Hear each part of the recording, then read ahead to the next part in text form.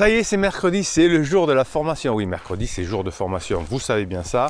C'est jour de formation. Aujourd'hui, celle que vous avez attendue, on va le dire comme ça, c'est comment gérer la phase plateau. C'est ce qui vous pose le plus de problèmes quand votre conjoint est en crise existentielle. Et vous savez que si vous avez une crise de couple, des difficultés de couple et que vous êtes ensemble depuis 5, 10, 15, 20 ans et que votre conjoint vous a dit un jour je t'aime plus, je crois que j'ai plus de sentiments pour toi, on va songer à la séparation, je vais peut-être prendre un appartement, il faut qu'on parle, etc. Si vous êtes ensemble depuis 5, 10, 15, 20 ans, il y a des chances que tout ça soit lié à une crise existentielle. En tout cas, c'est le cas le plus commun. Donc si vous avez l'habitude d'être un pirate, vous aurez compris certainement les phénomènes de crise existentielle et vous avez été nombreux à me demander cette formation, 2h30 de formation évidemment, sur, c'est que de l'audio, on apprend, ça rentre dans la tête, sur comment gérer cette phase plateau. La phase plateau, c'est après la phase d'alarme.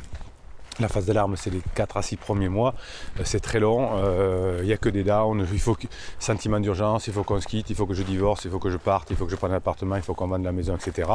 Vous devez être un roc pour tenir, même si votre conjoint vous en veut, c'est comme pour les enfants. Finalement, des fois, ils nous en veulent de les empêcher de faire des bêtises avec la drogue, etc. Mais ensuite, ils nous en sont reconnaissants. Et bien là, c'est pareil. Si vous tenez le coup pendant la phase d'alarme, vous allez avoir ensuite la phase plateau qui va durer aussi quelques mois.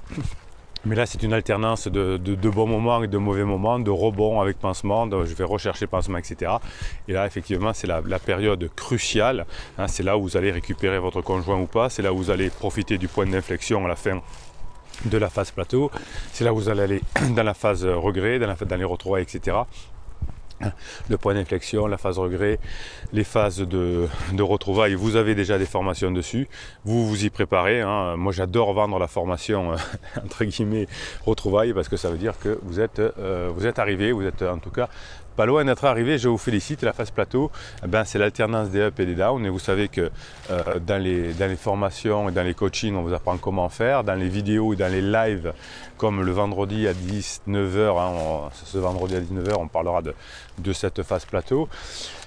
Le vidéo, c'est le pourquoi, le live, c'est le pourquoi, les formations, le coaching, c'est le comment. Vous avez comment vous procurer le coaching et les formations en descriptif de cette vidéo. Et vous avez toute l'énergie, je vous le rappellerai jamais assez, de la team, la famille pirate, qui envoie du lourd dans les commentaires des vidéos. On se soutient, on se donne de l'énergie dans Telegram, en m'envoyant toute la journée des ressources sur mon WhatsApp que je mets à disposition sur le canal Bruno Marchal, sur l'application Telegram. C'est l'application des pirates, où vous allez vous régaler d'apprendre des choses. Voilà.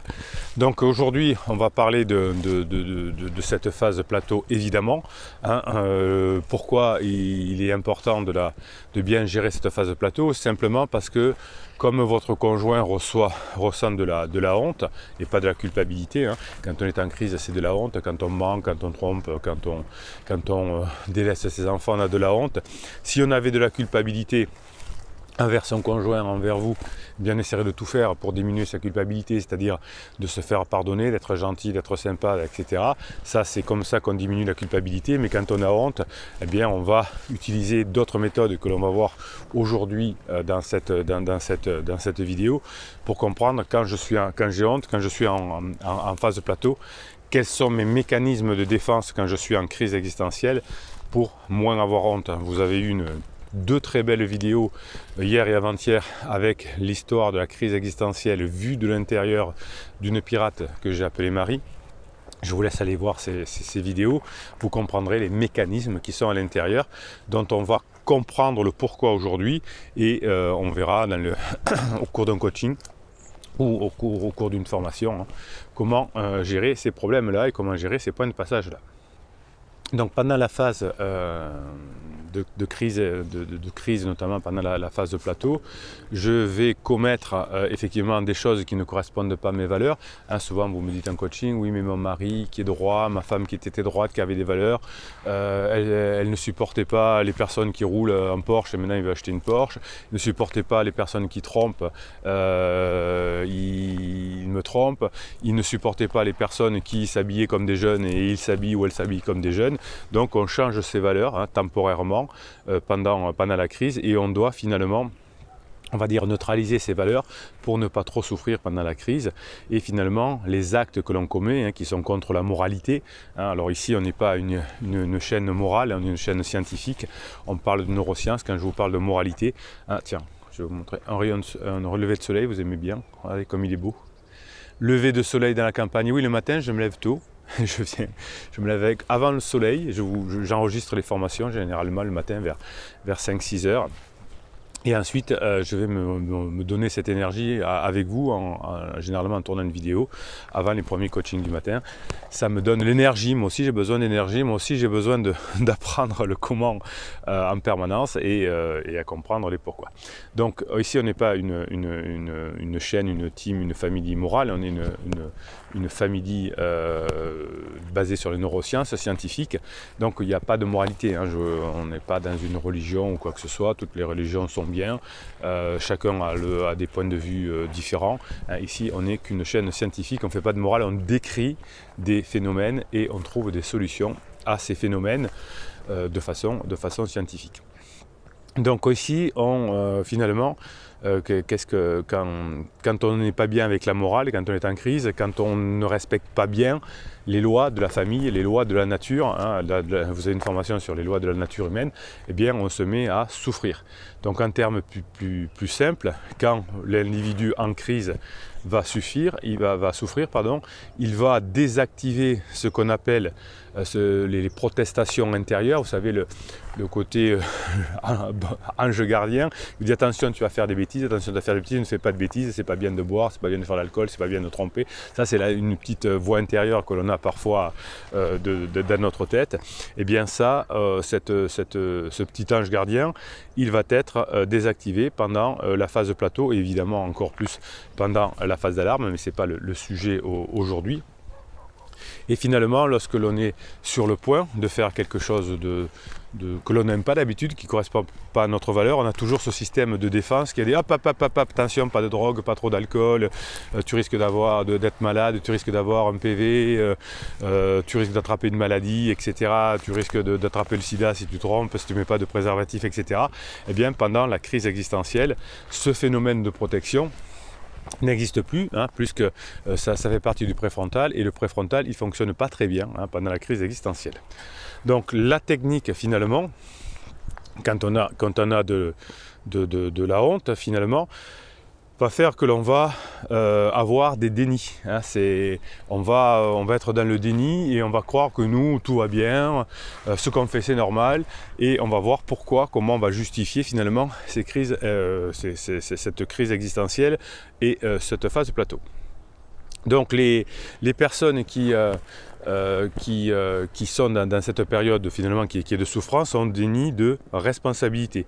C'est-à-dire que votre conjoint en crise va finalement vous dire qu'il a été lui-même ou elle-même une victime, on a été contraint à faire cette situation de façon indépendante de ma volonté.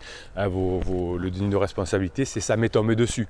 Je t'ai trompé mais ça m'est tombé dessus. Non, on ne trompe pas si on n'en a pas la valeur, si on n'en a pas la volonté. Personne ne va vous obliger à tromper, non ça m'est tombé dessus, non c'est qu'on était prêt à tromper, à vivre une aventure. Ou alors on dit j'ai été victime parce que mon conjoint a été un pervers narcissique pendant des années. Donc on a un déni de responsabilité.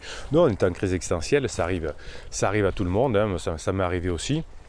C'est arrivé à Marie, c'est arrivé à tout le monde. Il suffit d'en avoir la responsabilité. Quand j'ai traversé ma crise existentielle, j'avais 39 ans. Eh bien, voilà, j'en avais la responsabilité, je la traversais, j'en souffrais, je faisais des erreurs, mais je savais que, je vous raconte souvent dans les lives, je disais à mon associé du cabinet de formation que j'ai par ailleurs, je disais je suis en crise existentielle, ça va encore durer 1 an et demi. Je le savais, j'étais dans la responsabilité, c'était de ma faute et j'étais pas Jojo. Il y a un déni aussi de blessure que l'on va utiliser pendant la phase plateau.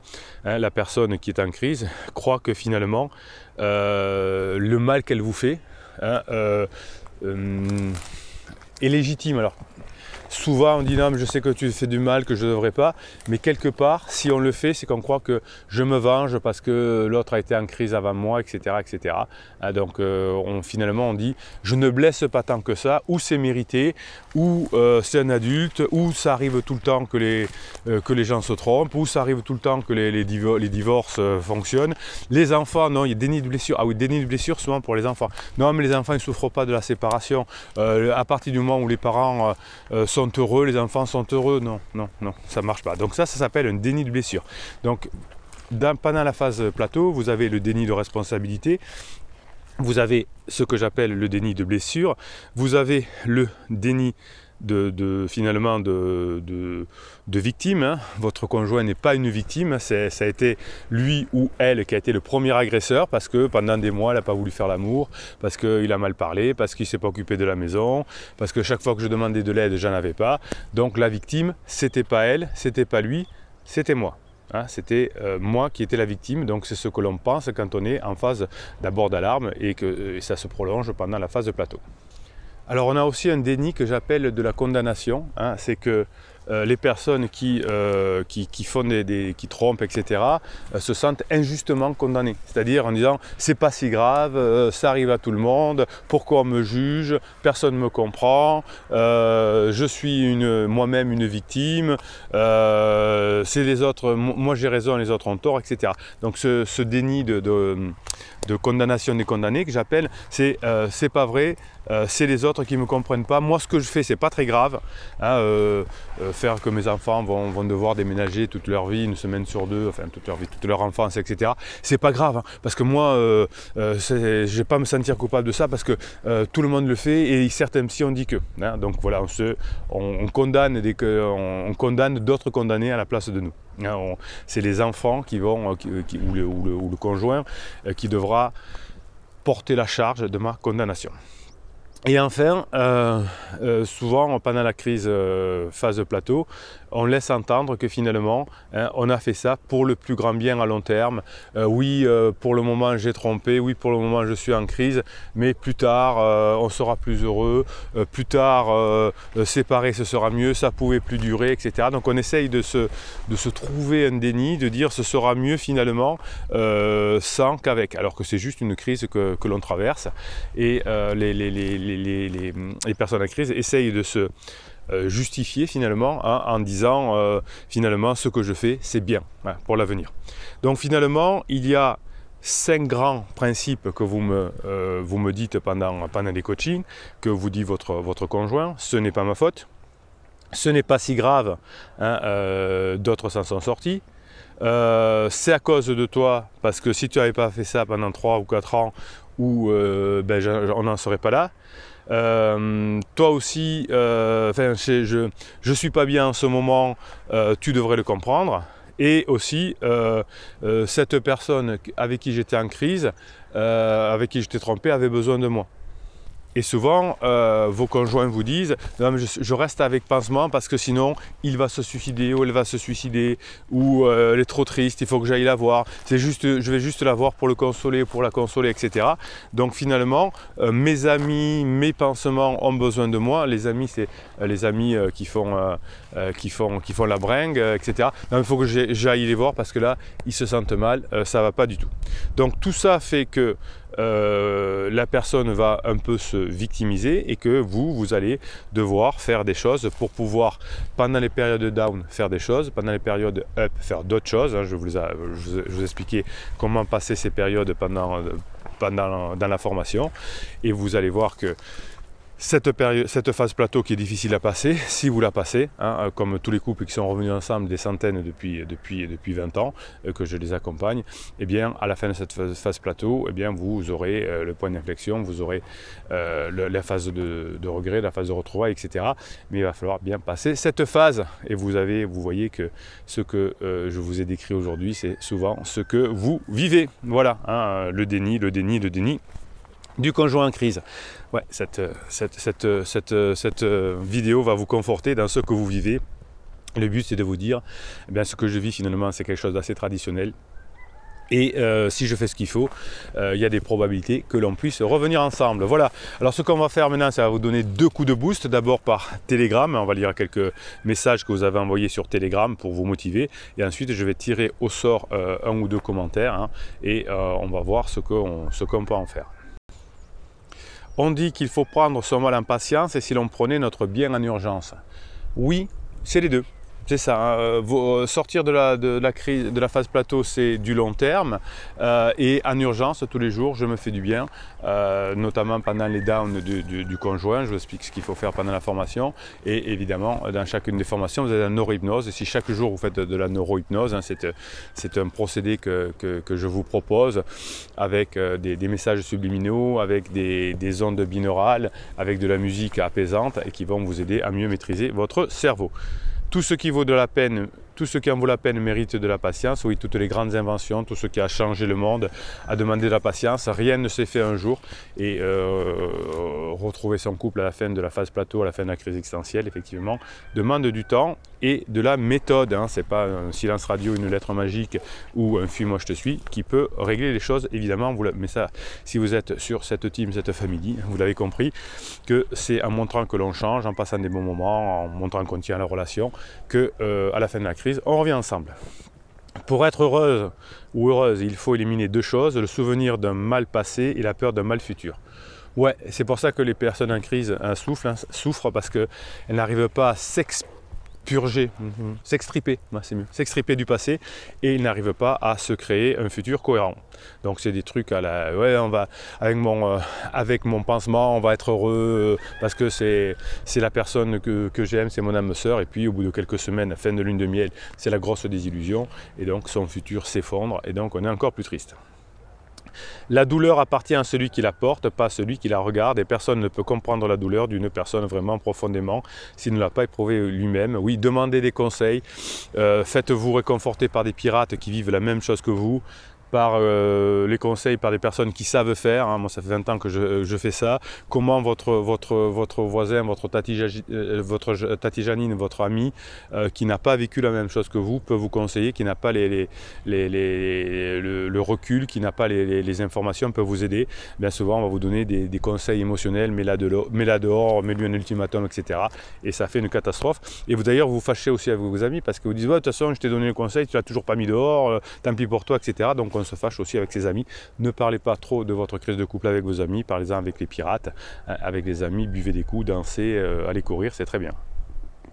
Je souhaite dire merci aux gens qui m'ont écouté sans jugement, qui m'ont parlé sans préjugés, qui m'ont aidé sans rien entendre en retour et qui m'ont compris sans prétention et qui m'ont aimé sans condition. Ben oui, ça c'est la team, la famille pirate. Hein.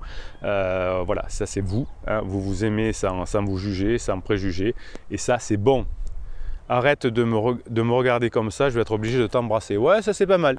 Ça c'est un truc que vous pouvez dire quand on est dans une période de up de votre conjoint. Allez, je tire au sort un commentaire et puis je vais vous laisser découvrir la formation comment bien passer la phase plateau, hein, comment faire de la phase plateau une étape de votre reconquête, hein, de la suite de votre couple. Ben, pour le moment, on va tirer un commentaire au sort, on va faire un mini coaching et après, formation. Mais là, c'est le moment que vous attendez, je parle de vous. Alors, un message de Missy, quand vous faites de la neurohypnose, quels sont les effets pour vous? J'ai l'impression que ça amplifie les points travaillés par la neurohypnose, puis au bout de quelques jours d'écoute, ça va mieux, comme une pique de symptômes amplifiés. Oui, c'est ça, ça nettoie, hein, la neurohypnose nettoie, alors vous calme sur le moment, ou peut-être vous fait pleurer, hein, ça arrive, mais effectivement, au bout d'un moment, ça calme votre cerveau, et comme le fait la méditation de pleine conscience, ça reconfigure votre cerveau, et c'est pour ça que ça fait tant de bien.